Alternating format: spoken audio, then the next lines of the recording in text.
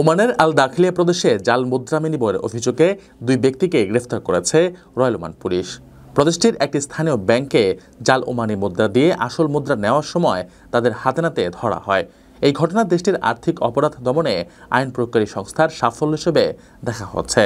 স্থানীয় সূত্রে বরাত দিয়ে রয়্যাল ওমান পুলিশ জানায়, অভিযুক্তরা জাল নোট নিয়ে একটি ব্যাংকে গিয়ে সেগুলো বিনিময়ের চেষ্টা করে, কিন্তু ব্যাংক কর্মকর্তাদের সতর্কতার কারণে তাদের পরিকল্পনা ব্যর্থ হয়। ব্যাংক কর্তৃপক্ষ তাৎক্ষণিকভাবে বিষয়টি পুলিশকে জানালে তারা দ্রুত ঘটনাস্থলে পৌঁছে সন্দেহভাজনদের গ্রেফতার করে। রয়্যাল ওমান পুলিশ এক বিবৃতিতে নিশ্চিত করেছে যে গ্রেফতারকৃতদের বিরুদ্ধে আইনি প্রক্রিয়া শুরু হয়েছে। এই সফল অভিযানটি আর্থিক প্রতিষ্ঠানগুলোর সতর্কতা এবং পুলিশের দ্রুত পদক্ষেপের গুরুত্ব প্রমাণ করে। আর্থিক জালিয়াতি রোধে কর্তৃপক্ষ তাদের কঠোর অবস্থান অব্যাহত রাখবে বলেও জানানো হয়েছে।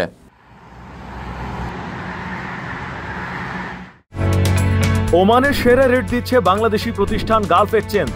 প্রিয়জনকে টাকা পাঠাতে আজই আসুন আমাদের যে কোনো ব্রাঞ্চে অথবা কল করুন স্ক্রিনে দেয়া নাম্বারে। গালফ এক্সচেঞ্জ, বাংলাদেশিদের প্রিয় এক্সচেঞ্জ।